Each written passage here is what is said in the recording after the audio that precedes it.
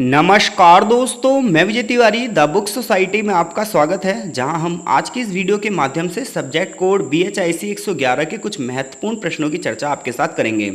जैसा कि परीक्षाएं नज़दीक हैं और इन परीक्षाओं को ध्यान में रखते हुए हमने कुछ महत्वपूर्ण प्रश्नों को यहां पर सिलेक्ट किया है, जहां टोटल जो हमारे क्वेश्चन है वो क्वेश्चन है 8।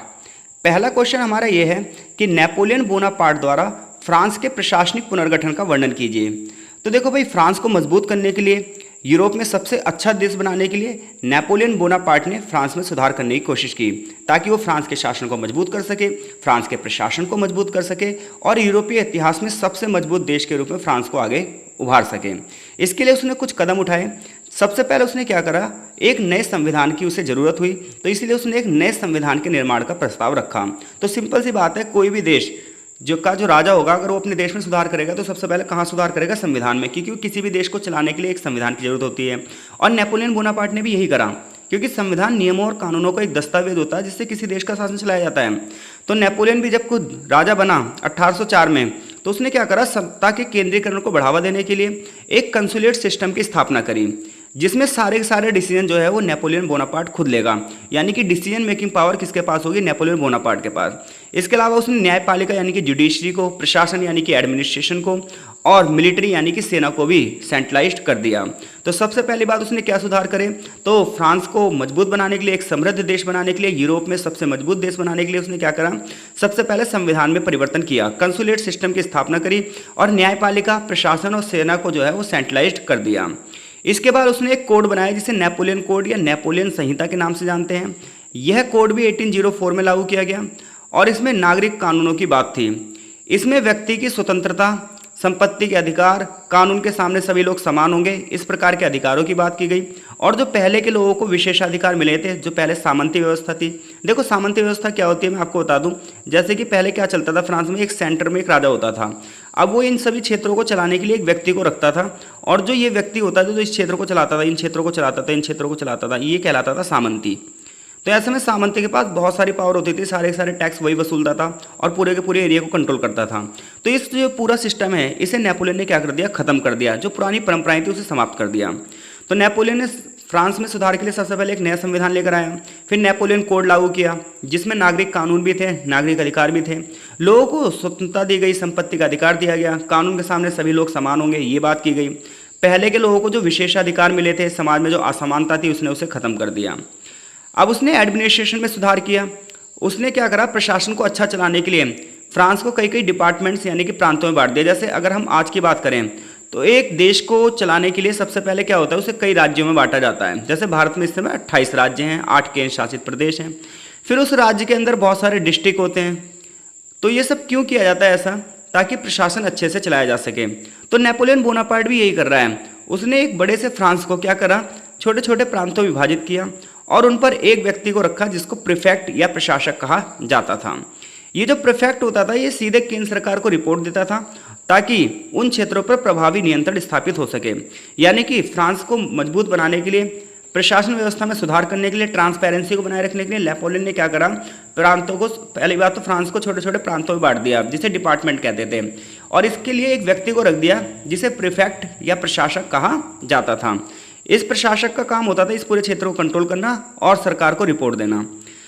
करप्शन को रोकने के लिए भी उसने एक सख्त निगरानी रखी और बहुत सारे अधिकारियों की नियुक्ति की। बाजार व्यवस्था को भी लागू करने के लिए उसने बहुत सारे अधिकारियों की नियुक्ति की। अब आप अपने देश में सुधार लाना चाहोगे तो सबसे पहली बात यह है कि एजुकेशन में भी आप चेंज करोगे। तो इसने क्या करा, सारी की सारी जो एजुकेशनल इंस्टीट्यूशन थे, शिक्षण जो संस्थान थे, सबका नेशनलाइजेशन कर दिया। यानी कि सारे के सारे जो शैक्षिक संस्थान थे वो सरकारी हो गए। इसने लीसी स्कूल प्रणाली की स्थापना करी, जो राज्य द्वारा नियंत्रित थी और हाई क्लास की भी एजुकेशन देती थी।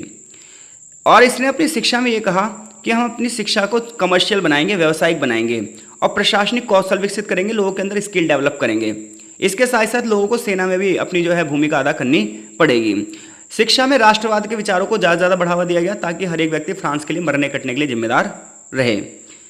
अगली बात यह है कि उसने इकोनॉमिकल सेक्टर में भी सुधार किया, फाइनेंस के सेक्टर में भी सुधार किया। नेपोलियन ने बैंक ऑफ फ्रांस की स्थापना करी, ताकि आर्थिक स्थिरता सुनिश्चित की जा सके। उसने पूरा का पूरा जो रेवेन्यू सिस्टम था, टैक्स सिस्टम था, उसे फिर से सुव्यवस्थित किया और पहले के मुकाबले प्रभावशाली बनाया। भ्रष्टाचार के मामले को कम करने के लिए और कर कटौती के मामलों को खत्म करने के लिए उसने बहुत सारे कदम उठाए। इसके अलावा देखो, हर एक देश जो है वहाँ के जो लोग होते हैं वो धार्मिक भावनाओं से आहत होते हैं, तो उसने धार्मिक सुधार भी किए। धार्मिक सुधार किया कि उसने कैथोलिक चर्च के साथ कॉनकॉर्डेट ऑफ 1801 का समझौता किया, जिसमें चर्च और राज्य के संबंध सामंजस्यपूर्ण बनाए गए। देखो, यूरोप के जितने भी देशों का आप इतिहास पढ़ोगे, वहाँ पर चर्च और राज्य के संबंध जो थे वो पहले खराब थे, क्योंकि राज्य कहता था भाई सुपर पावर मैं हूँ और चर्च कहता था सुपीरियर मैं हूँ। तो धर्म और राज्य के क्षेत्र में लड़ाई होती है सुपीरियरिटी को लेकर, जहाँ सरकार ये सोचती है कि हम सुपीरियर हैं और धर्म के जो गुरु होते हैं वो सोचते हैं हम सुपीरियर हैं। तो ऐसे में जब ये आया नेपोलियन बोनापार्ट, तो इसने इस संबंधों को अच्छा करने के लिए, तनाव को खत्म करने के लिए कॉनकॉर्डेट ऑफ 1801 का एक समझौता लेकर आया, जिसमें ये हुआ भाई राज्य चर्च को सहयोग करेगा और चर्च राज्य को सहयोग करेगा। इसके अलावा जो धार्मिक आस्था थी, यानी कि आप चर्च को मानोगे या नहीं मानोगे, ये व्यक्ति को स्वतंत्रता दे दी गई, तुम्हारी मर्जी है भाई धर्म को मानो, तुम्हारी मर्जी धर्म को मत मानो। इसके अलावा सार्वजनिक कार्य को ये उसने बेसिक इंफ्रास्ट्रक्चर का निर्माण किया, जैसे सड़कों का निर्माण करवाया, पुलों का नहरों का निर्माण करवाया, ताकि व्यापार और खेती को बढ़ावा दिया जा सके। पेरिस और अन्य शहरों में नागरिक सुविधाओं का विकास किया गया।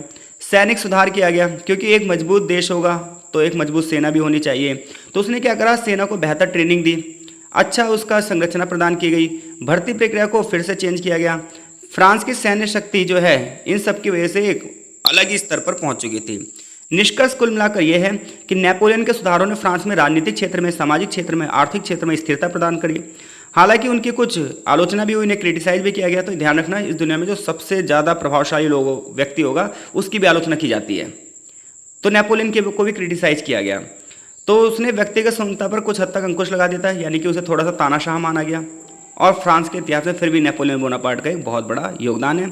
जो आप मॉडर्न फ्रांस देखते हो उसकी नींव कहीं ना कहीं नेपोलियन बोनापार्ट ने रखी थी। तो मैं आशा करता हूँ अगर ये वाला क्वेश्चन पेपर में आया तो आप डेफिनेटली इस क्वेश्चन का आंसर कर दोगे। अब हम अगले क्वेश्चन की ओर बढ़ रहे हैं। अगला क्वेश्चन है हमारा, आधुनिकीकरण की दिशा में ब्रिटेन द्वारा उठाए गए सुधारात्मक कदमों का वर्णन कीजिए। यानी कि ब्रिटेन अपने मॉडर्नाइजेशन को बढ़ावा देने के लिए, अपने को आधुनिक बनाने के लिए, अपने आप को मॉडर्न बनाने के लिए क्या कर रहा है। तो देखो, आज से अगर आप 200 साल पहले, 300 साल पहले का इतिहास देखोगे तो हर एक देश लगभग एक जैसा था। ग्रामीण अर्थव्यवस्थाएं थी, हर जगह कृषि पर डिपेंड थे सब। लेकिन सबसे पहली जो इंडस्ट्रियल रेवोल्यूशन हुई है वो ब्रिटेन में हुई है। तो क्वेश्चन आपसे यही पूछ रहा है कि भाई जो आधुनिकता के शिखर पर आज ब्रिटेन है उसकी शुरुआत कहाँ से होती है। तो देखो, ब्रिटेन ने 18वीं सेंचुरी और 19वीं सेंचुरी में इकोनॉमी के सेक्टर में, यानी कि अर्थव्यवस्था के क्षेत्र में, समाज के क्षेत्र में, राजनीति के क्षेत्र में, हर जगह उसने कुछ चेंज किए, जिसकी वजह से ब्रिटेन और देशों के मुकाबले सबसे ज़्यादा मॉडर्न हो गया और सबसे पहले मॉडर्न हो गया। उसने क्या किया, सबसे पहले इंडस्ट्रियल रेवोल्यूशन जो हुई वो ब्रिटेन में हुई, यानी कि सामान जो है वो कारखानों में बनना कहाँ से शुरू हुआ, ब्रिटेन में। रॉ मटेरियल्स बाहर से लाए गए और सामान बनाकर पूरे विश्व में बेचा जाने लगा, जिससे उसकी इकोनॉमी बहुत मजबूत हुई। राजतंत्र को खत्म किया गया और डेमोक्रेसी को शुरू किया गया। और सबसे बड़ी बात यह, लोगों को अधिकार दिए गए, यानी कि सोशल जस्टिस, सामाजिक न्याय की भी स्थापना की गई। ये सब कैसे हुआ, आइए समझते हैं। तो देखो, सबसे पहले ब्रिटेन ने अपने आप को आधुनिक बनाने के लिए अपने यहाँ पर इंडस्ट्रीज़ को लगाना शुरू किया, यानी कि उद्योगों को लगाना शुरू किया। सिंपल सी बात है, कोई भी देश अपना डेवलपमेंट जब ही कर पाएगा जब वहाँ के लोग उद्यमी होंगे, यानी कि वहाँ के लोग उद्योगों को बढ़ावा देंगे, स्टार्टअप्स लगाएंगे। तो इससे क्या होगा, देश की इकोनॉमी ऑलरेडी मजबूत होगी। तो ब्रिटेन के लोग इस मामले में सबसे आगे थे। उदारवाद यानी कि लिबरलाइजेशन की जो शुरुआत है वो यहीं से होती है। तो ब्रिटेन में औद्योगिक क्रांति हुई, और इस औद्योगिक क्रांति का मतलब ये नहीं कि लड़ाई झगड़े दंगे फसाद हो गए। इस औद्योगिक क्रांति का मतलब है बड़े पैमाने पर मशीनें लगने लगी, बड़े पैमाने पर कारखाने बनने लगे, बहुत सारे मजदूरों को रखा जाने लगा और प्रोडक्शन को एकदम से बूस्ट कर दिया गया। प्रोडक्शन बहुत ज़्यादा हुआ और बड़े पैमाने पर बाहर की मार्केट में ये सामान बेचा जाने लगा। तो ब्रिटेन में औद्योगिक क्रांति जो हो रही है, इसने अर्थव्यवस्था को कृषि समाज से बदलकर औद्योगिक समाज में बदल दिया। भाषा आधारित मशीनों और रेलवे का विकास हुआ। कॉटन मिल्स और लोहे की फैक्ट्रियों के विकास ने रोजगार के अवसर बढ़ाए और औद्योगिक नगरों का निर्माण किया। राजनीतिक सुधार किए गए। ब्रिटेन में संसदीय सुधार अधिनियम 1832, 1867, 1884 के अंतर्गत लोगों को वोट डालने का अधिकार मिला गया। व्यक्ति की स्वतंत्रता की बढ़ावा देने की बात की गई। चार्टिस्ट आंदोलन में लोगों को सार्वभौमिक मताधिकार, गुप्त मतदान, संसद जो होगी हर 5 साल 4 साल में चुनाव होंगे। देखो भाई, हर देश में अलग अलग टाइम पे चुनाव होते हैं, आपको पता ही है। भारत में 5 साल में चुनाव होते हैं, अमेरिका में 4 साल में चुनाव होते हैं। तो ये हुआ कि अलग अलग तरीके से चुनाव होंगे। हालांकि यहाँ पर शुरुआत में जो हुए वो वार्षिक चुनाव हुए। वार्षिक चुनाव मतलब हर वर्ष चुनाव की मांग हुई। 1870 में बैलेट एक्ट आया कि गुप्त मतदान प्रणाली होगी, ताकि जो है वोटिंग सिस्टम में थोड़ा सी ट्रांसपेरेंसी बनी रहे। इकोनॉमी के सेक्टर में सुधार करने के लिए मुक्त व्यापार नीतियां शुरू की गई। देखो, मुक्त व्यापार नीति का मतलब होता है बेरोक टोक किसी भी देश में आप जाके व्यापार कर सकते हो और कोई भी देश आपके यहाँ इन्वेस्टमेंट कर सकता है। इससे क्या हुआ, डाइवर्सिटी बढ़ गई, मार्केट में विभिन्न प्रकार के सामान आए, बैंकिंग सेक्टर की स्थापना की गई, समाज में सुधार किए गए, मजदूरों और महिलाओं को अधिकार देने के लिए कारखाना अधिनियम लगाया गया। पहले बड़े पैमाने पर मजदूरों से कई कई घंटे काम करवाया जाता था, बच्चों से कई कई घंटे काम करवाया जाता था, महिलाओं से कई कई घंटे काम करवाया जाता था। तो थोड़ा सा इन लोगों को सुधार देने के लिए फैक्ट्री एक्ट लाया गया 1833 में, फिर 1844 में, फिर 1875 में पब्लिक हेल्थ एक्ट लेकर आया गया, जिसमें शहरी क्षेत्रों में साफ सफाई पर ध्यान दिया गया, पीने के पानी की सुविधाओं पर ध्यान दिया गया और सीवेज प्रणाली के सुधार के लिए भी कानून बनाया गया। एजुकेशन सिस्टम को 1870 में जो है वो मॉडर्न किया गया। इसके अलावा गरीबी कानून संशोधन अधिनियम लाया गया ताकि गरीबी खत्म किया जा सके। महिलाओं को भी वोटिंग राइट्स दिए गए, महिलाओं को भी संपत्ति के अधिकार दिए गए।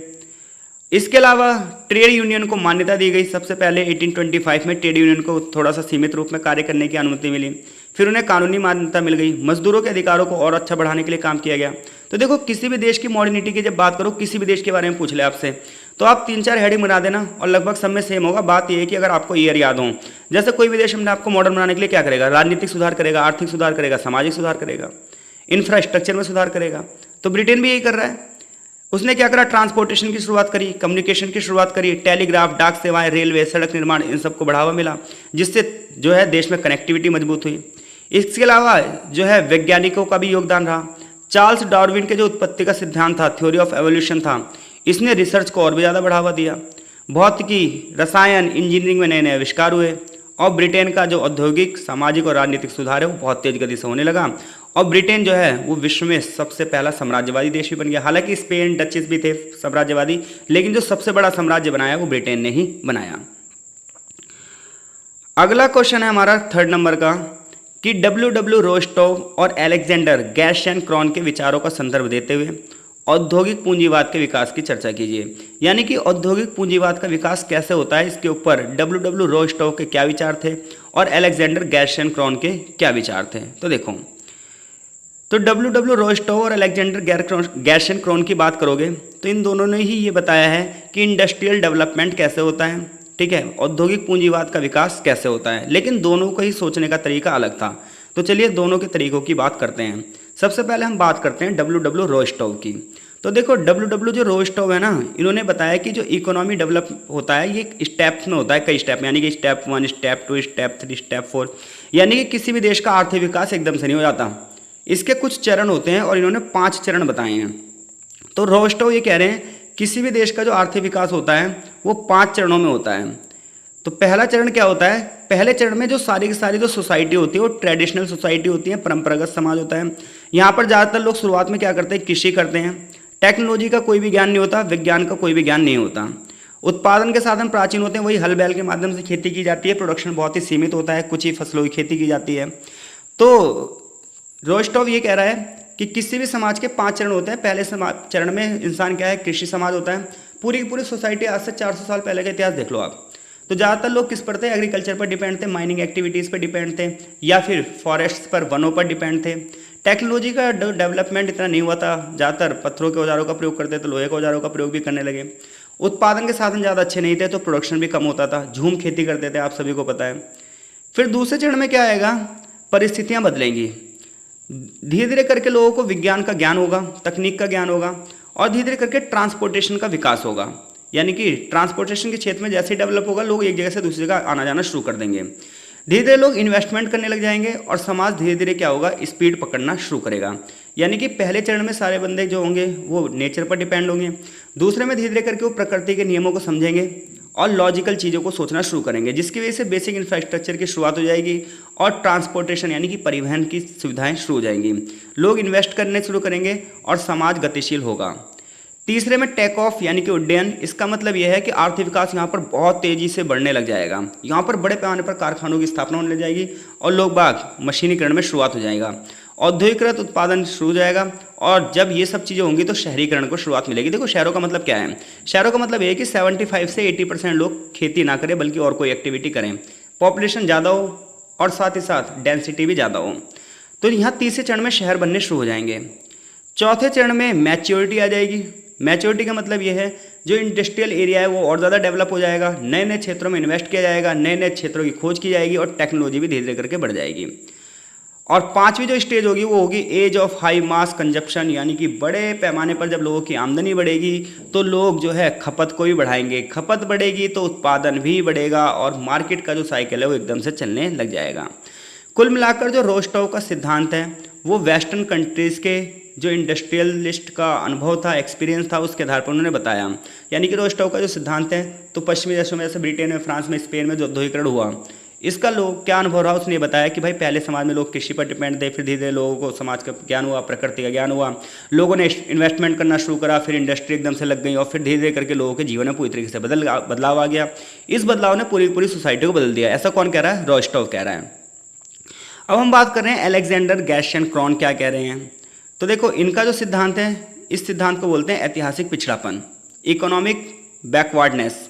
इस सिद्धांत में वो क्या कह रहे हैं? इस सिद्धांत में वो कह रहे हैं कि जो औद्योगिकरण का विकास हुआ है वो हर देश के हिसाब से अलग अलग हुआ है। इनका जो सिद्धांत है वो थोड़ा सा मुझे ज़बरदस्त लगता है। इनका ये कहना है कि हर देश की परिस्थितियाँ अलग होती हैं, हर एक देश पर आप एक जैसी सिचुएशन को नहीं थोप सकते। यानी कि देखो भारत की परिस्थिति अलग है, ब्रिटेन की परिस्थिति अलग है। ब्रिटेन जिस हिसाब से डेवलप हो रहा था उस हिसाब से भारत नहीं हो सकता है, क्योंकि भारत की जो भौगोलिक परिस्थितियाँ वो अलग है, सामाजिक परिस्थितियाँ अलग है, धार्मिक परिस्थितियाँ अलग है, सामाजिक परिस्थितियाँ अलग हैं। तो गैर्शन क्रॉन ये कह रहा है कि औद्योगिकरण जो है वो हर देश की परिस्थिति के हिसाब से होता है। उसका ये मानना है कि सभी देश एक जैसे रास्ते पर चलकर औद्योगिकरण की सफलता नहीं पा सकते। उन्होंने पिछड़े देशों के विकास पर ध्यान केंद्रित किया है। उन्होंने एशिया, अफ्रीका की बात की है। उन्होंने कहा इन देशों को आप यूरोप की तरह डेवलप नहीं कर सकते। यानी कि जिस तरीके से यूरोप डेवलप हुआ है उस तरीके से एशिया के देश डेवलप नहीं हो सकते, अफ्रीका के देश डेवलप नहीं हो सकते, साउथ अमेरिका के देश डेवलप नहीं हो सकते। इनका सिद्धांत पिछड़ेपन का लाभ बता रहा है। इनका सिद्धांत ये कह रहा है कि पिछड़े देशों के पास जो विकसित देशों की टेक्नोलॉजी है उसका अनुभव का लाभ उठाने का अवसर होता है। यानी कि ये कहते हैं कि विकसित देश तो नई नई टेक्नोलॉजी बनाते हैं, लेकिन पिछड़े देशों को फायदा ये मिलता है कि ये डायरेक्ट उनकी टेक्नोलॉजी का प्रॉफिट उठाते हैं, खुद इन्हें कुछ करने की जरूरत नहीं होती। ये उन्हें छलांग लगाकर तेजी से आगे बढ़ने में मदद करता है। जैसे चाइना की बात करते हैं, चाइना ने 1978 के बाद से छलांगी तो लगाई है और उसके बाद आज वो नए नए क्षेत्रों में विकास कर रहा है। तो ये कहना चाहते हैं कि भाई जो विकसित देश हैं वो लगातार इनोवेशन करते हैं, रिसर्च करते हैं और नई नई चीज़ों की खोज करते हैं और छोटे छोटे देशों का प्रॉफिट, छोटे छोटे देशों को फ्री फंड में इनका प्रॉफिट मिल जाता है, यानी कि वो इनके ज्ञान का प्रयोग करते हैं।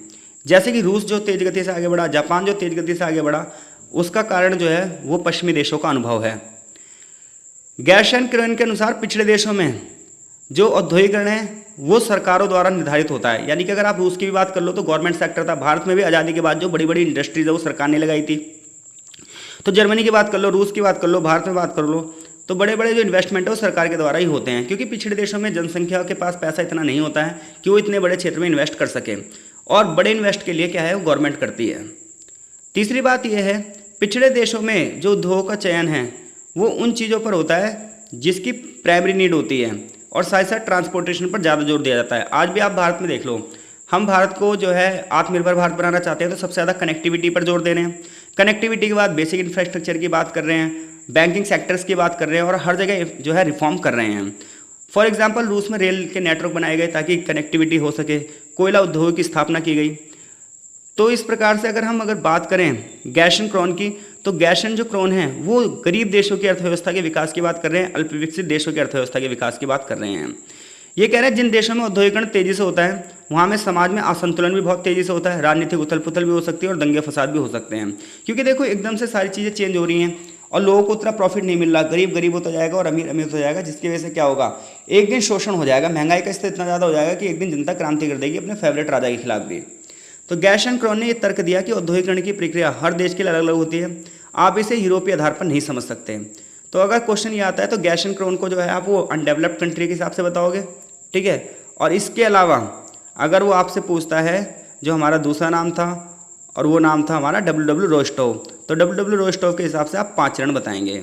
मैं आशा करता हूँ चीज़ें आपको समझ में आ रही होंगी। कमेंट बॉक्स में अपनी प्रतिक्रिया जरूर दो। वीडियो थोड़ी सी आपके लिए लेट अपलोड हो रही है, उसके लिए माफ़ी चाहता हूँ, बट टेक्निकल प्रॉब्लम थी, उसमें मेरा कोई भी दोष नहीं है। अगला क्वेश्चन जो हमारा आएगा 5वां क्वेश्चन, वो टिप्पणी करने के लिए होगा, ठीक है। क्वेश्चन ये है, माफ़ कीजिएगा, चौथा क्वेश्चन है, ठीक है। यहाँ पर थोड़ा सा मिसप्रिंट होगी, ये चौथा क्वेश्चन है। पेपर जो होगा आपका 2 यूनिट में बटा होगा, तो 1 यूनिट में 4 क्वेश्चन होंगे, दूसरी यूनिट में भी 4 क्वेश्चन होंगे। चौथा क्वेश्चन आपका टिप्पणी करने के लिए आएगा कि किसी 4 में से आपको 2 पर टिप्पणी करनी है, बट हम यहाँ पर चारों पर टिप्पणी करेंगे क्योंकि ताकि कोई से भी 2 क्वेश्चन आए तो हम कर दें। जैसे लोकतांत्रिक राज व्यवस्था क्या होती है, फ्रांसीसी क्रांति में दार्शनिकों की क्या भूमिका थी, समाजवाद क्या होता है, और 1848 का जो आंदोलन है इस पर हम टिप्पणी करेंगे। तो देखिए, सबसे पहले हम लोकतांत्रिक राज व्यवस्था की बात कर लेते हैं। तो मैं आशा कर रहा हूँ कि आपको ये क्वेश्चन तो आता ही होगा कि लोकतंत्र का मतलब क्या होता है। तो आप बोलोगे लोकतांत्रिक शासन प्रणाली एक ऐसी शासन प्रणाली होती है जिसमें जनता के माध्यम से शासन को चुना जाता है, जिसमें जनता को राज्य के शासन में सीधा भागीदारी लेने का अधिकार मिलता है। आधुनिक युग में सबसे ज़्यादा जो लोग हैं वो डेमोक्रेसी वाला ही शासन चाहते हैं। तो देखो, एक तो राजा का शासन होता है जिसमें सारी की सारी पावर किसके पास होती है, राजा के पास होती है। लोकतंत्र में सारी की सारी पावर ये माना जाता है जनता के पास होती है, क्योंकि लोक का मतलब होता है जनता और तंत्र का मतलब होता है शासन। तो जब आप लोकतांत्रिक शासन की बात करोगे तो लोगों में से लोगों के लिए लोगों द्वारा चुनी गई सरकार लोकतांत्रिक सरकार होती है। लोकतंत्र का मतलब होता है इसमें जनता की ज़्यादा से ज़्यादा भागीदारी हो, हर एक बंदे को लगे कि मैं शासन में अपनी भूमिका निभा रहा हूँ, जहाँ लोगों को स्वतंत्रता मिले, समानता मिले, न्याय मिले, वोटिंग के अधिकार मिले, वहाँ लोकतांत्रिक राज व्यवस्था है। तो लोकतंत्र की परिभाषा को अब्राहम लिंकन की परिभाषा जो थी वो सबसे ज़्यादा फेमस है, यानी कि लोकतंत्र की बहुत सारी डेफिनेशंस हैं, लेकिन लोकतंत्र की जो सबसे फेमस डेफिनेशन है वो अब्राहम लिंकन की है, जो ये कह रही है कि लोकतांत्रिक शासन जनता का शासन होता है, जनता के लिए होता है और जनता द्वारा ही किया जाता है। इसमें सारी की सारी जो पावर होती है वो जनता के हाथ में होती है और जनता खुद चुनकर अपने एक प्रतिनिधि को चुनती है और वो सत्ता का प्रयोग करते हैं। लोकतंत्र की विशेषताएं ये होती हैं कि सबसे पहली बात तो यह है कि जनता को सबसे ज़्यादा अधिकार मिलते हैं। लोकतंत्र में अंतिम शक्ति जनता के पास होती है, वो चुनाव के माध्यम से अपनी सरकार का चयन करते हैं। ये सब बातें किताब में बहुत अच्छी लगती हैं, रियलिटी आपको भी पता है और मुझे भी पता है कि वास्तव में जनता कितने सरकार चला रही है, जनता कितना देश चला रही है, हमें पता है। दूसरा यह है कि चुनावी प्रक्रिया लोकतंत्र में होगी तो सभी लोगों को वोट डालने के अधिकार मिले जाएंगे, ट्रांसपेरेंट होनी चाहिए, निष्पक्ष होनी चाहिए, सभी लोगों को विचारों की स्वतंत्रता होनी चाहिए, व्यक्ति की स्वतंत्रता होनी चाहिए, धर्म की स्वतंत्रता होनी चाहिए, समानता के अधिकार होते हैं, कानून का शासन होता है, हर एक व्यक्ति कानून के सामने बराबर होता है, मेजोरिटी का शासन होता है और अल्पसंख्यकों को भी बचाने के प्रयास किए जाते हैं।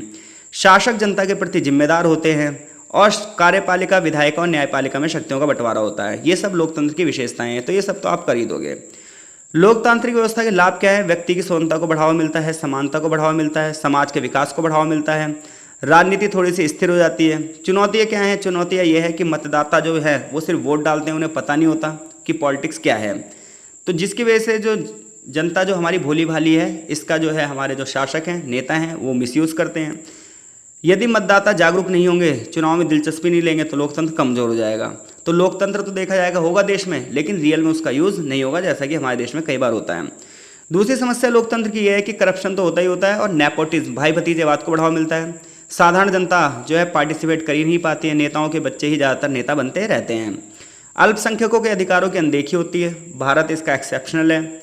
और राजनीतिकरण बहुत होता है, हर चीज़ को आप राजनीति से जोड़ देते हैं, जो चीज़ सही होती है उसे भी गलत कह देते हैं। और इसमें ज़्यादातर जनसंख्या का प्रभाव होता है। निष्कर्ष ये निकलता है कि किसी भी देश को चलाने के लिए जो सबसे सही शासन है वो लोकतंत्र है, क्योंकि ये व्यक्ति की समानता, न्याय की बात करता है, सामाजिक न्याय की बात करता है, जागरूक नागरिक की बात करता है, पारदर्शी संस्थाओं की बात करता है। तो ये मैंने थोड़ा सा स्पीड में लिया है क्वेश्चन, क्योंकि मैं ये मान के चल रहा हूँ लोकतंत्र के ऊपर आप लिख दोगे। ये क्वेश्चन बढ़िया है। जो दूसरा पॉइंट है कि फ्रांसीसी क्रांति पर फिलोसफर्स का क्या प्रभाव रहा, थिंकर्स का क्या प्रभाव रहा। तो देखो, किसी भी देश की क्रांति में वहाँ के जो बुद्धिजीवी लोग होते हैं, जो बुद्धिमान लोग होते हैं, जो समाज में नए नए विचारों को जन्म देते हैं, उनका बहुत बड़ा प्रभाव रहता है, क्योंकि वो लोगों को ना अवेयर भी करते हैं, साथ साथ लोगों के अंदर क्रांतिकारी भावनाओं को जगा देते हैं। तो फ्रांसीसी क्रांति पर दार्शनिकों का क्या प्रभाव रहा, क्वेश्चन आपसे ये पूछ रहे हैं। तो आप सभी को पता है 1789 में फ्रांसीसी क्रांति हुई और इसमें बहुत सारी लोगों की भूमिका थी। हमसे सिर्फ वो दार्शनिकों की भूमिका की बात कर रहा है। तो दार्शनिकों की भूमिका ये है कि इन विचारकों ने समाज, राजनीति और अर्थव्यवस्था पर अपने विचार दिए, स्वतंत्रता, समानता और न्याय की मांग को जोरदार तरीके से प्रस्तुत किया। जैसे कि रूसो ने अपने सोशल कॉन्ट्रैक्ट की थ्योरी में जनता की संप्रभुता की बात करी। देखो, संप्रभुता का मतलब होता है अपने निर्णय स्वयं लेना। तो इन्होंने कहा व्यक्ति के निर्णय स्वयं ले व्यक्ति। इसके अलावा समानता के सिद्धांत की बात की। और आगे चलकर जब फ्रांसीसी क्रांति हुई तो लोगों ने नारा दिया, हमें चाहिए स्वतंत्रता, हमें चाहिए समानता, हमें चाहिए न्याय, हमें चाहिए भाईचारा। तो स्वतंत्रता, समानता और बंधुत्व का नारा लगा, लिबर्टी, इक्वेलिटी और ब्रदरहुड का नारा लगा। तो जीन-जैक रूसो ने सामाजिक अनुबंध, द सोशल कॉन्ट्रैक्ट की थ्योरी में जनता की सॉवरेंटी की बात करी, संप्रभुता की बात करी, समानता के सिद्धांत की बात करी। इसी प्रकार से एक बहुत बड़े थिंकर थे वॉल्टेयर। इन्होंने धार्मिक असहिष्णुता और राजतंत्र के खिलाफ आवाज़ उठाई। जहां चर्च और राज्य मिलकर लोगों का शोषण करते थे, इसको चुनौती मिली। मॉन्टेस्क्यू ने शक्ति के विभाजन का सिद्धांत दिया और आगे चलकर जब फ्रांस का संविधान बना तो इस चीज़ को अपनाया भी गया। डिडरो ने तर्क और विज्ञान की बात की, जबकि जॉन लॉक ने लोगों के अधिकारों की बात करी। इन दार्शनिकों ने केवल फ्रांस की जनता को जागरूक ही नहीं किया, बल्कि राजतंत्र को खत्म करने के लिए, लुई 16वां का जो शासन था उसे खत्म करने के लिए, सामंती व्यवस्था को खत्म करने के लिए आधार प्रदान किया। तो देखो, किसी भी समाज का विकास होता है विचारों से, और जो विचारशील व्यक्ति होते हैं वो समाज में क्रांति ला ही देते हैं। क्वेश्चन नंबर 3 है हमारा समाजवाद। तो कभी भी समाजवाद वर्ड आ जाए तो इसका मतलब होगा हम समाज में समानता स्थापित करना चाहते हैं और गरीबों के हक के लिए लड़ाई लड़ेंगे। तो समाजवाद की जो थ्योरी है वो कहती है जनता के कल्याण के लिए समानता होनी चाहिए और इसके लिए गवर्नमेंट सेक्टर होना चाहिए। तो समाजवाद एक सामाजिक, राजनीतिक, आर्थिक विचारधारा है जो समाज में समानता स्थापित करना चाहती है, सामूहिक कल्याण स्थापित करना चाहती है, अमीरी गरीबी के भेद को खत्म करना चाहती है और भूमि, फैक्ट्री और पूंजी पर सरकार का हक की बात करती है ताकि सभी लोगों को समान अवसर मिल सकें। तो समाजवाद की पहली विशेषता यह है कि सबका स्वामित्व तो समान होता है, निजी संपत्ति यहाँ पर नहीं होती है, सारी संपत्ति सरकार की होती है, सब लोग संपत्ति का सिर्फ प्रयोग करते हैं। इक्वेलिटी पर बल दिया जाता है, यानी कि समानता पर बल दिया जाता है कि अमीर हो चाहे गरीब हो, सभी लोगों को रिसोर्सेज बराबर मिलने चाहिए। समाजवाद की सबसे बड़ी विशेषता यह है कि सामाजिक न्याय की बात करती है। इनका ये कहना है समाज में संघर्ष नहीं होना चाहिए, सभी लोगों को अपॉर्चुनिटीज बराबर मिलनी चाहिए ताकि लाभ भी सबको बराबर मिले। इसके अलावा एक अच्छी अर्थव्यवस्था की बात की जाती है, प्लानिंग की, जिसमें 5-5 साल की प्लानिंग की जाती है। समाजवाद के लाभ ये हैं कि समाज कल्याण को बढ़ावा मिलता है, कमजोर वर्गों की रक्षा होती है, लोगों को बेसिक नीड पूरी की जाती है, आर्थिक समानता होती है, यानी कि अमीर गरीब के भेदभाव को खत्म किया जाता है, मजदूरों और किसानों का शोषण नहीं होता है। ये सब इसके लाभ हैं। चुनौतियाँ ये हैं कि कागजों में ये चीज़ें अच्छी लगती हैं, रियलिटी का इससे कोई लेना देना नहीं है, क्योंकि सोवियत संघ का भी विघटन हो गया था। सोवियत संघ ने सोचा, रूस ने ये सोचा पूरी दुनिया में कि हम समाजवाद को ला देंगे। लेनिन ने क्रांति भी करी, जार निकोलस को हरा भी दिया, लेकिन क्या हुआ, 1991 में सोवियत संघ का विघटन हो गया। क्यों? क्योंकि जहाँ पर समाजवाद होता है वहाँ भ्रष्टाचार बहुत बढ़ता है, क्योंकि जहाँ भी गवर्नमेंट सेक्टर होगा भ्रष्टाचार बढ़ेगा, सरकार में पावर ज़्यादा आ जाएगी, लोगों के अंदर प्रेरणा की कमी होगी। जितने भी लोग सरकारी नौकरी में काम कर रहे होंगे वहाँ पर, तो उनके अंदर चीज़ों को आगे बढ़ाने के लिए नहीं होगा, क्योंकि उन्हें सैलरी तो मिल ही रही है, तो वो काम क्यों ही करेंगे। सो डेट्स वाइज समाजवाद की ये कमियाँ हैं, ये आप लिख दोगे, फिर निष्कर्ष निकलता है समाजवाद समानता को तो बढ़ावा देता है, लेकिन ये प्रभावी जब भी हो सकता है जब जनता अपनी जिम्मेदारियों को समझे। जितने भी सरकारी नौकरी वाले व्यक्ति हैं वहाँ पर समाजवाद के अंतर्गत, वो सभी व्यक्ति अपनी अपनी जिम्मेदारियों को अच्छे से निभाएं। लेकिन जब करप्शन को बढ़ावा मिलता है तो समाजवादी व्यवस्था पूरी तरीके से कोलैप्स कर जाती है।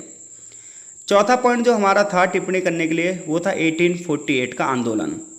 तो 1848 का आंदोलन यूरोप के इतिहास में एक महत्वपूर्ण भूमिका निभाता है। इसे जनताओं का वसंत भी कहा जाता है, इसे क्रांतियों का वर्ष भी कहा जाता है, क्योंकि यूरोप के अलग अलग देशों में अलग अलग क्षेत्र में बहुत सारी क्रांतियाँ हो रही थी, इसलिए इसे जनताओं का वसंत भी कहा जाता है और क्रांतियों का वर्ष भी कहा जाता है। 1848 का आंदोलन भी कहा जाता है। तो क्वेश्चन किसी भी तरीके से आए आप बता देना। इस दौरान France, Germany, Italy, Austria, Hungary, यहाँ पर बड़े पैमाने पर क्रांतियाँ हो रही हैं, जनता अपने अधिकारों की बात कर रही है, राजनीतिक असंतोष है। तो देखो 1848 के दौरान क्या था, यूरोप में जितने भी देश थे लगभग सब में शासन जो था वो निरंकुश था। निरंकुश शासन का मतलब यह है कि सत्ता में जो लोग बैठे हैं उनका जनता की ओर कोई ध्यान नहीं है, खुद लग्जरी जीवन जी रहे हैं, लाइफस्टाइल उनका जब से सबसे ज़बरदस्त है, और जनता जब आवाज़ उठा रही है तो उन्हें मारा पीटा जा रहा है। तो निरंकुश शासक जिसके ऊपर कोई भी अंकुश ना हो, तानाशाही स्वरूप है, जनता की अधिकारी नहीं है, जनता को किसी प्रकार के राइट्स नहीं है। तो हुआ क्या, 1848 में बड़े पैमाने पर लोगों ने अपने अधिकारों की डिमांड करी, नागरिक समानताओं की डिमांड करी और राजाओं के खिलाफ लोग एकजुट हो गए। इसके अलावा 1848 में बड़े पैमाने पर लोग बेरोजगार हो रहे थे, मजदूरों की स्थिति बहुत खराब थी, कृषि में संकट हो रहा था, अकाल पड़ रहे थे, लोग मारे जा रहे थे और राजा उनकी तरफ ध्यान नहीं दे रहा था। परिणाम ये हुआ कि लोग इकट्ठे हो गए और अलग अलग जगह पर अलग अलग आंदोलन होने लगे और बहुत सारे लोगों की सत्ता तक चली गई। इसके अलावा 1848 के आंदोलन में सबसे बड़ी बात यह है कि देशभक्ति का उदय हुआ। जर्मनी जो कई भागों में बटा हुआ था, इटली जो कई भागों में बटा हुआ था, तो यहाँ के लोग यूनिटी की बात कर रहे थे, लिबर्टी की बात कर रहे थे और अपने देश में देशभक्ति के लिए आंदोलनों को तेज कर रहे थे। इसके अलावा 1848 के अगर आप आंदोलन की बात करोगे तो 1848 के आंदोलन में सबसे पहली बात तो हो गई, ये आंदोलन कहाँ कहाँ हुआ, France, Germany, Italy, Austria, Hungary. क्यों हुआ? लोगों के अंदर राजनीतिक असंतोष था, सत्ता जो थी वो निरंकुश थी। इसके अलावा बेरोजगारी, मजदूरों की खराब स्थिति थी और लोगों के अंदर देशभक्ति का उदय हो रहा था। और उधर फ्रांसीसी क्रांति जो हुई थी 1789 में, उसका प्रभाव भी लोगों के पास पड़ रहा था कि अगर लोग एकजुट हो जाए, देखो कब जब भी किसी देश में आंदोलन होगा, क्रांति होगी, तो इसका प्रभाव और लोगों पर भी पड़ेगा, क्योंकि लोगों को लगेगा अगर हम एकजुट हो जाएं तो अपनी बात मनवा सकते हैं। 1848 के आंदोलन के कारण क्या थे, तो लोकतांत्रिक व्यवस्था की लोग डिमांड कर रहे थे, क्योंकि हर एक व्यक्ति सोच रहा था कि सारे की सारी जो समस्याएं वो लोकतंत्र के माध्यम से दूर हो सकती हैं। जनता अपने अधिकार मांगना चाहती थी, जैसे फ्रांस में स्वतंत्रता, समानता, भाईचारे की बात की गई थी, वैसे हर एक व्यक्ति स्वतंत्रता की बात करना चाहता था। समाज में असमानता बहुत बढ़ गई थी, गरीब गरीब बहुत ज़्यादा हो चुके थे, 2 वक्त की रोटी भी नहीं निकाल सकते थे। तो लोगों ने क्या हुआ, आंदोलन करना शुरू करा। लोग राष्ट्रीय एकता की बात कर रहे थे, सब यूनिटी की बात कर रहे थे। अब घटनाएं क्या हुई, फरवरी 1848 में क्रांति हुई, ठीक है, जिसमें राजा लुई फिलिप को गद्दी छोड़नी पड़ी और फ्रांसीसी गणराज्य की स्थापना हुई। जर्मनी में फ्रैंकफर्ट संसद का गठन हुआ, जर्मनी भी एकजुट हुआ और संवैधानिक शासन की स्थापना करने का प्रयास कर रहा है। इटली में मैजनी और गैरीबाल्डी जैसे जो नेता हैं, इन्होंने इटली को एकजुट करने की भूमिका में एक महत्वपूर्ण भूमिका निभाई। ऑस्ट्रिया और हंगरी में भी विरोध हुआ और मैटरनिक जैसे शक्तिशाली राजाओं को अपना पद छोड़ना पड़ा और लुईस कौसुत के नेतृत्व में एक नई पार्टी बनती है। परिणाम ये हुआ कि कुछ देशों में सफलता मिली, बाकी देशों में राजा ने सेना की मदद से लोगों की आवाज़ को दबा दिया। लोगों में अवेयरनेस बढ़ी कि भविष्य में हमें किस प्रकार से अपने आंदोलनों को बढ़ावा देना है। राजनीतिक विचारधाराओं का विकास हुआ, राष्ट्रवाद, उदारवाद, समाजवाद जैसे आंदोलन चले, महिलाओं के अधिकारों की बात की गई। निष्कर्ष ये निकलता है कि 1848 का जो आंदोलन है वो यूरोप में जो ये साल है वो क्रांतियों का साल है। हर एक देश अपनी लोकतंत्र को मजबूत करने के लिए, राष्ट्रवाद को मजबूत करने के लिए, सामाजिक सुधारों को मजबूत करने के लिए एक कदम उठा रहा है और राजाओं की सत्ता को हटाने के लिए गंभीर प्रयास भी किए जा रहे हैं। कुछ प्रयास सफल होंगे और कुछ प्रयास सफल नहीं होंगे। तो इस वीडियो में हम 4 क्वेश्चन ही रख रहे हैं। इस वीडियो के भाग 2 में हम 5वें, 6ठे, 7वें, 8वें क्वेश्चन को आपके साथ डिस्कस करेंगे। तब तक के लिए आपका बहुत बहुत धन्यवाद। मिलते हैं आपसे पार्ट 2 में।